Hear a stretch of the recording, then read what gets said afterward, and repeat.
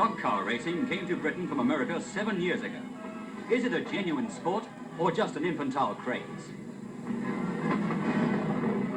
Unlike ordinary motor racing, it doesn't contribute to motor car manufacturing. Perhaps it's simply an outlet for drivers who get too much of this. But one thing is certain. The 1,000-odd stock car enthusiasts in Britain should never run short of raw material.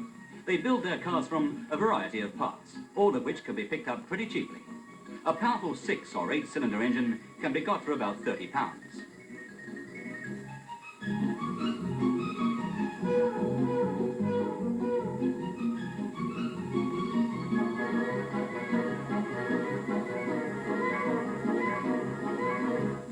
An ordinary car chassis is too light for this job, so they usually get one from an old van or light truck. But even so, this has to be heavily reinforced to put up with the bashing the cars get on the track.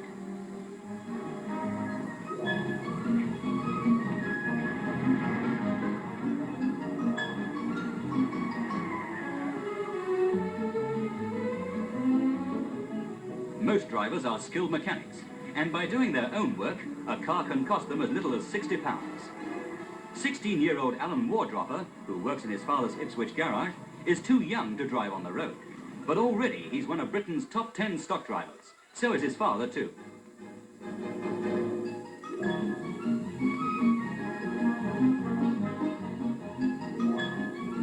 A man's sport? Not a bit of it. Quite a few gals have had a go at stock car racing. 37-year-old Tanya Crouch, with her mechanic, has raced for 6 years. For safety, doors are welded shut, by the way, but Tanya's used to getting in this way.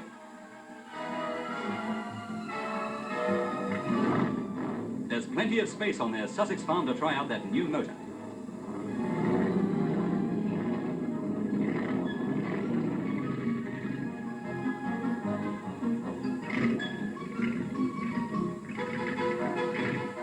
"33-year-old Johnny Bryce, an ex-500cc motor racing driver and Kent pig farmer, is today's world champion stock car driver. Such top-flight drivers can gross about £2,000 a year from their sport, but much of this goes on their cars and expenses, for the 100-odd weekend meetings during the summer are scattered all over the country.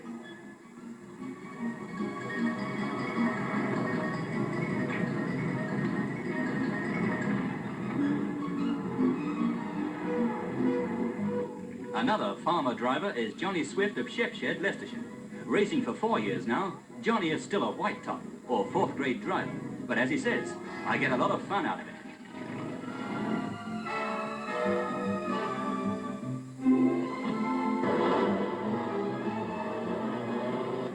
Shepshed has 3 other drivers, and at weekends, they set off in convoy for the meet, usually either sleeping in or under their lorries. The cars stream into the pits at the track well before time, for there's plenty of work to be done. Tyres are stripped at the rate of 2 a race, so wheels have to be changed. Hairdresser's model, Mrs. Betty Mason from Chichester, is her husband's mechanic. As the work goes on, the official Board of Control scrutineer checks all cars and driver's safety harness, which must be fastened to the floor, not to the seat. Bumpers of regulation size must not protrude beyond the tyres. Warnings are issued. A car not up to regulations is barred. At the Brafield, Northamptonshire track, it's an afternoon meet, and the girls turn up to cheer on their favourites. Drivers get a minimum £3 starting money, £10 for a win. There'll be as many as 40 cars at the meeting, 20 in a race.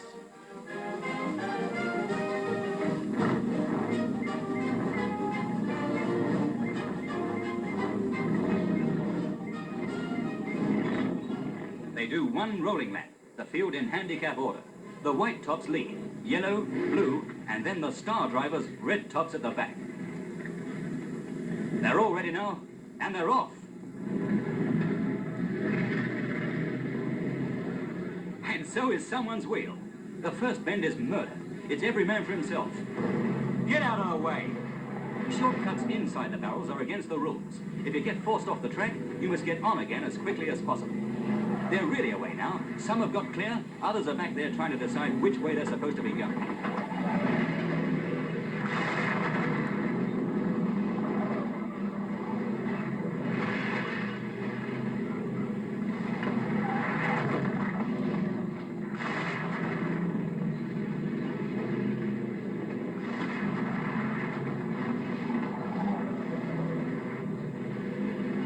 This one's keeping on the outside. The fast boys want the inside.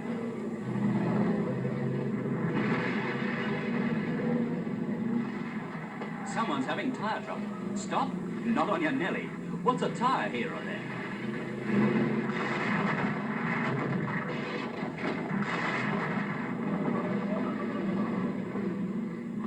This is a 20-lap contest, about 8 miles, if you keep going the right way, that is. He's going steady. You're allowed to do anything to the car in front of you, except ram him on the inside so that he shoots into the spectator's fence.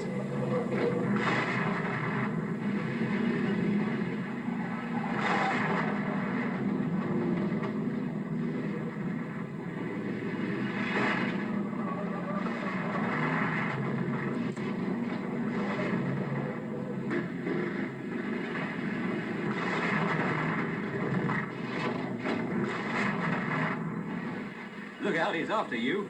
The field's been cleaned out now and the red tops are setting the pace. Move over. 75 miles per hour on the straights, 40 around the bends.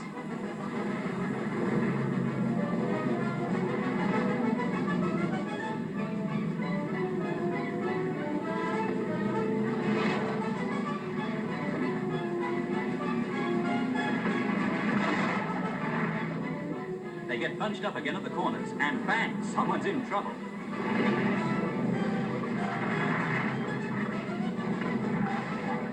Hey, 73, you can't do that.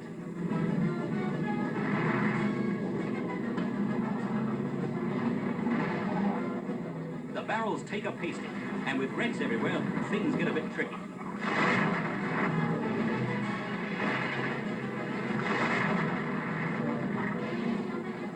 Cornering. This is how to do it.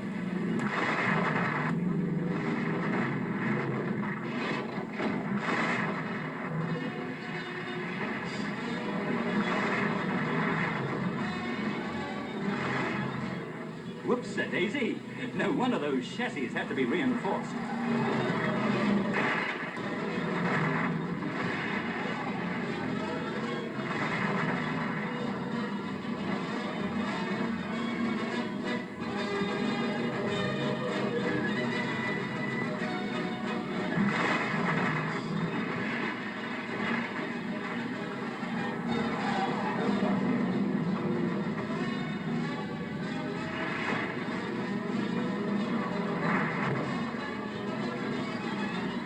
The red tops have lapped what's left of the field by now, and soon it's the finish for those who survived this race of crashes, bangs, and whops.